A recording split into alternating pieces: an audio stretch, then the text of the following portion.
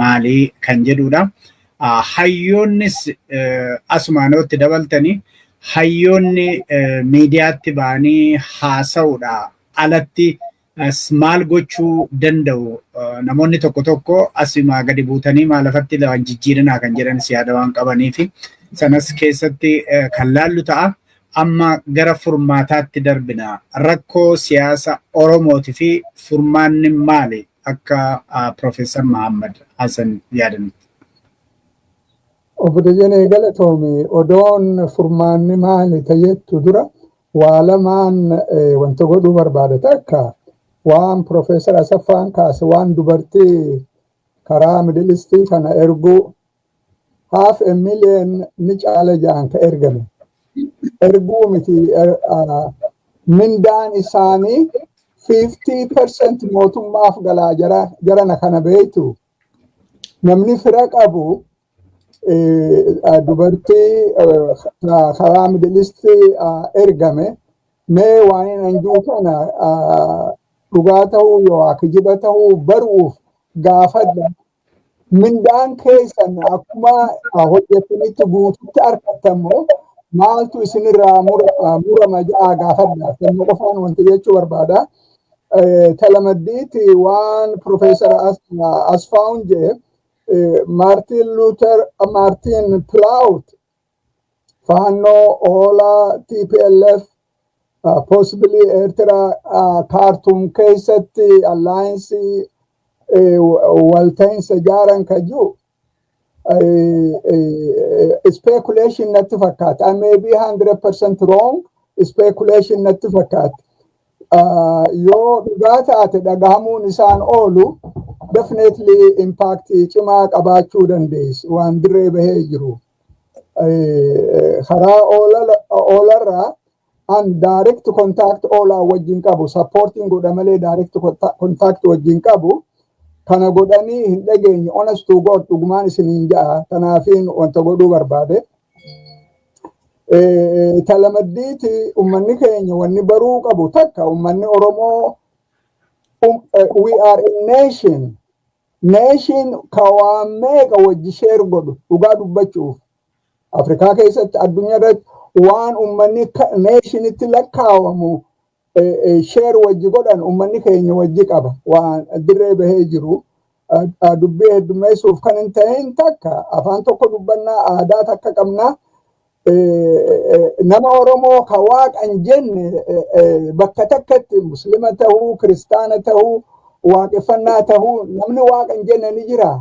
Basically akka feete taatu konseptiin waaqaa aadaa ummata keenyatti keessatti gaachima ayyaana bakka feete dhaqe Oromoon ayyaana nagaya ummata keenyarraa nagaya wardiin ji'u afaanirraa bu'ee beeka.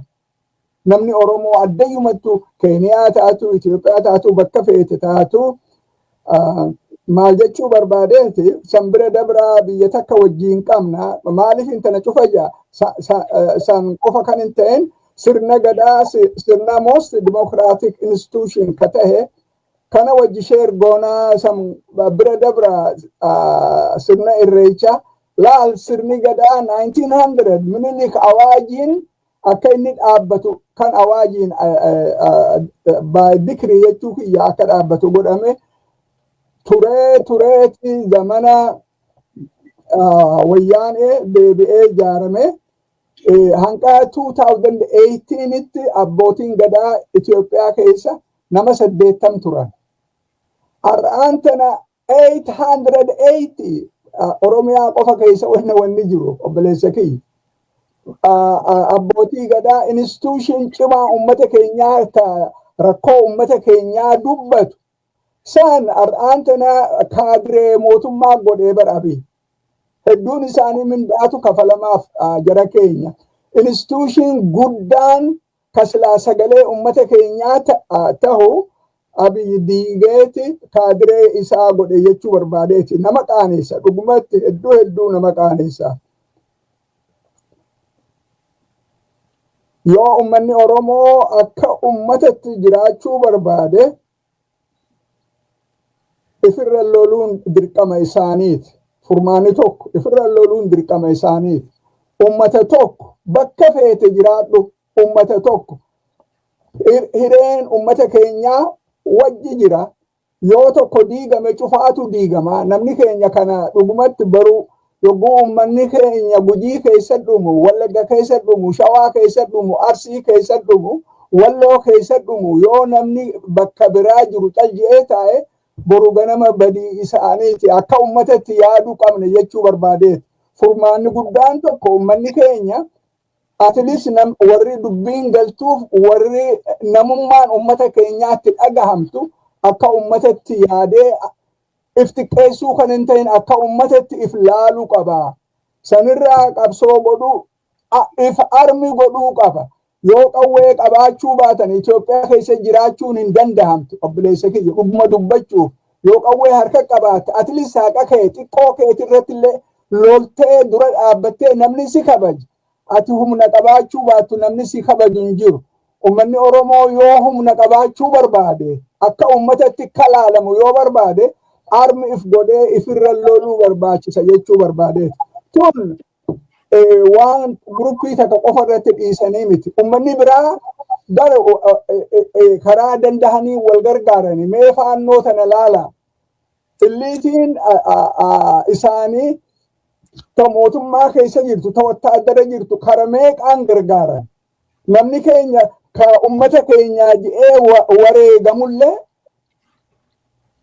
eenyu warri mootummaa keessa jiru eenyu ka garagalee laalu waa takkallee san qofa kan hin ta'in yoo akka ummatatti kan jiraannu taate bilisiginnaan ummata keenya diiguu addaan facaasu fragment godhanii ummata xixiqqaa gandaggalchanii bar kilasaratti ummata keenya jaaranii bakka shanitti already addaan diiganii jiranii filmaata kana waan filmaata kijibaa kana booda waan awaajuu deeman jechuun badii ummata keenyaa guddaa sanaan bisuuf ummanni keenya strong military political institution qabaachuu qaba muratanii karaa dandahaniin if jaaruu qaban jechuu barbaadeeti yoo dachii isaanii tahafte gubbaratti jiraatan ummanni keenya laal Itoophiyaa keessatti kakka ummata Oromootti disarmi ta'e hin jiru har'aan tana biyya Amaaraa keessatti waan ammaa kan hin ta'in san dura 18 million qawweetu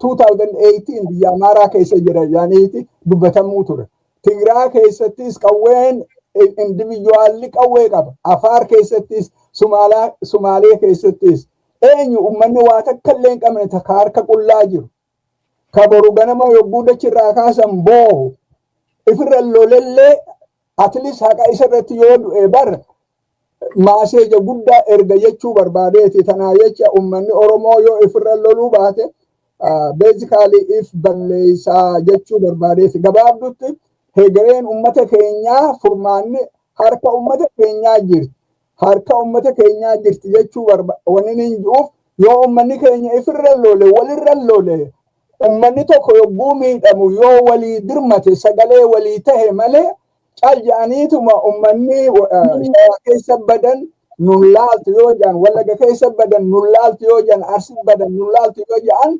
laal tokko tokkoon diigamna jara keenya tanaa jecha akka ummatatti yaanne akka ummatatti ummanni keenya ifirra loluu qabaan jedha sambira dabri siif gabaabsuuf furmaanni guddaan tokko ummanni keenya abadan waan 1991 keessatti achieved ta'e Oromiyaan jaaramu Oromiyaan akka diigamtu itti dhiisuu qabu namummaan Oromoo akka badu Oromummaan akka baddu mootummaan bilisiginnaa sani basically Itoophiyaa haareen jaara yaabar Itoophiyaa haareeni ka namummaan Oromoon identity even afaan Oromolleen baachuu barbaachisa ummata tokko ummati Oromoo kana cimaa ta'ee jiraateef waggaa baay'ee jaarra baay'ee kan inni jiraate waan hoggana qabaateefis jaarmaa qabaateefidha. Har'a immoo 21st century keessatti nami jaarmaan qabaan nami hoggana teestidii ta'e fedhii Oromoo waan Oromoon gurguranne Oromummaa Oromoo kan hin gurguran sabboonummaa Oromoo kan hin gurguran jaarmaan akkasii teestidii kan ta'an wajjin dhaabbatanii yoon isaan laafaa ta'anillee wajjin hojjetanii jabeessuu qofaa fiiguun waan tokko akka nama hin baafne beekamaadha.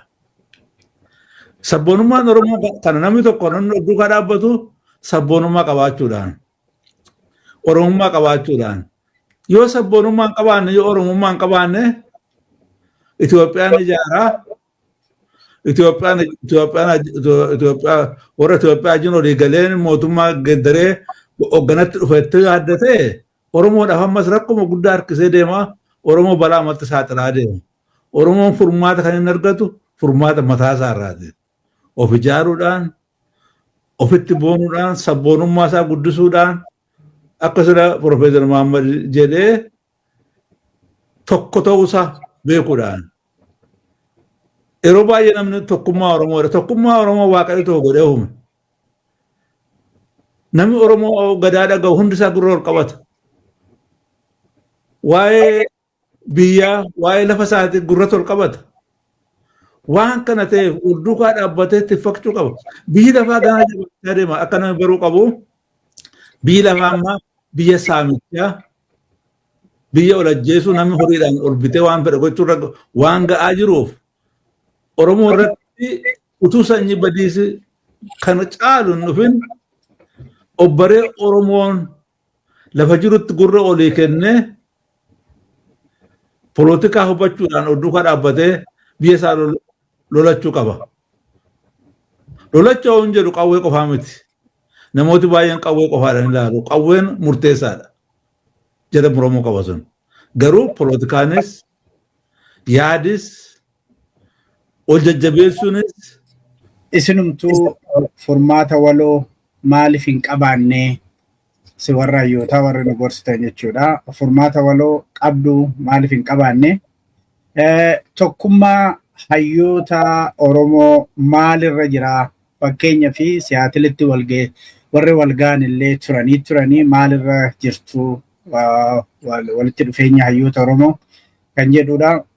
Kan biraa Oromiyaan nagaan boora'ee Oromiyaan nagaa akka argattu Oromiyaatti nagaan akka bu'u maal ta'uu qabaa kan jedhudha. Gama biraatiin aliyaansii yookiin walitti dhufeenya jettanii tokkoon keessan I think balaa guddaadha. Profeesar Asfaawutu jedhee kaan keessan immoo diinni duraa yookiin guddaan mootummaa Itoophiyaati jettu kan attamitti ilaallaa kan jedhudha. Asitti yeroo gabaabseen fuudhee yeroo dheeressanii gareen tokko walitti dhufnee mootummaa Itoophiyaa turra hamaadha. Diina kaabaa aliyaansii kaabaa dhufurra kan Itoophiyaa turra hamaadha. Isa buqqifna jedha. Ni kaan immoo lakki kan kaabaa dhufu kana turra hamaadha jedha. Isin kanarratti maal jettu kan jedhudha.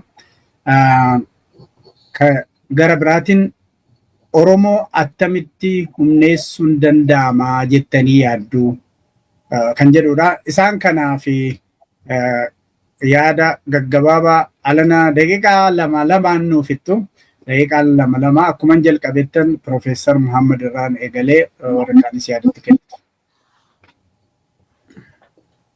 Gaafii ati lafa keessa takkamoo lamarratti yaada keenya wanta goon. Amma dandeessanitti kennaati kan keessa caalatti sin laallatu jiraatis. Nageenyi Oromiyaa keessatti akkamii bu'aa ta'etu. Nageenyi Oromiyaa keessatti akkamii bu'aa yoo uummanni keenya jabaate nageenyi ni bu'a.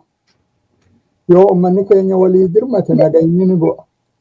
Yoo uummanni keenya yogguu tokko badu kun callisee taa'uu dhiisee nageenyi ni dhufa. Laal mootummaan akkatti uummata keenya bobbaatee Itoophiyaa haaraan jaara badii uummata Oromoo irratti jettu kunillee yoo uummanni keenya jabaate bare mootummaa kanallee wanti godhuu danda'ama. Warri mootummaa irra jiru wahuma gabaabduu yeroo har'aan kanaa akkamitti silxaan irra bullaa kan yaadan. Yoo ati jabaatte uummanni biraatis isaan balleessuu barbaadanii yoo ati jabaatte takka miidhaa sirra jirtu laaffisanii yoo waaqa ceelaniiti dantaa uummata keenyaa akka kabajamu godhuu danda'an jechuu barbaadeeti. Nageenyi Oromiyaa keessa qabu mootummaan uummata balleessuu dhiisuu faannoon uummata keenya balleessuu hin qabdu. Dirqamni mootummaa nagaa uummata eegu isaani ka jaare isaani ka faayinaansii godhu tana itti bobba'anii dhaabuu barbaachisa. Beezikaalee kar tokkoon faannoon mootummaa qabananii isaan wajji lolaa jiranii amal lamaa ol. At the same time keessatti Wallaga keessatti even salphina dabranii bakka biratti ijaaranii uummata keenya balleessuu barbaadanii bara. Isaan wanni barbaadan dachi uummata keenyaa miti bara dachi barbaadanii. Mee dubbuma tana qofa laalaa. Uummata dachirraa uummata kaasanii dachii qabachuu barbaadan. Tana wanni hambisuu danda'a yoo uummanni keenya jabaatee ifirra lole qofa karaan biraa tokkollee hin jiru. Yoo mootummaa warri hin jiru uummatatti diina tahanii mootummaa Oromoo ta'anii qaaniin tanaa gadi jirti. Takkaa uummanni keenya akka irratti miidhamee beeka. Akkuma reefu yaamatti hiyyummaan akkana mee magaalaa Finfinnee keessa nama saahiba yoo qabaatan namichi irraa dhufu rabbi yaa gaafata. Eenyu Finfinnee keessatti akkaan kana kadhattuun? Harki sagantamu uummata keenyaa barbaachisa. Lafaa kaasee hin jiru nama dhihoo tana dhufe sanirraa hin dhagaye. Adaamaa keessatti kuma meeqa gamana fayyadu duudaa. Ilmi namaa kabaju hin kadhatu waan nyaatu yogguu dhabe ilmi namaa keessaa warri ilmaan qabu kadhachuu qabu ilmaan isaanii atleast guyyaa tokko lama jiraachisu. Mootummaan tun mana uummata keenyarraa bar gibira uummanni keenya kafalu gosa 17 bakka biraa keessan jiru bar. Bilisiginnaan uummata keenya hiyyoomsuu hidhattee itti jirti. Mee gaafadhaa warri baadiyyarraa dhufe an amma dur dhaloonni kiyya baadiyyarraa amma quballeen qabu yogguu ci dhagahamu mootummaan gibira meeqa nama gaafatan uummanni hin danda'an milishaa isaan ka sappoorti godhu. Milishaan yoo mallaqa barbaade isaan zarafa beezikaalee maal jechuu barbaadeeti mootummaan paarasaayitii taateeti uummata keenya qabeenya isaanii saamanii uummata keenya hiyyoomsan jechuu barbaadeeti. Tun nama qaanfachiise.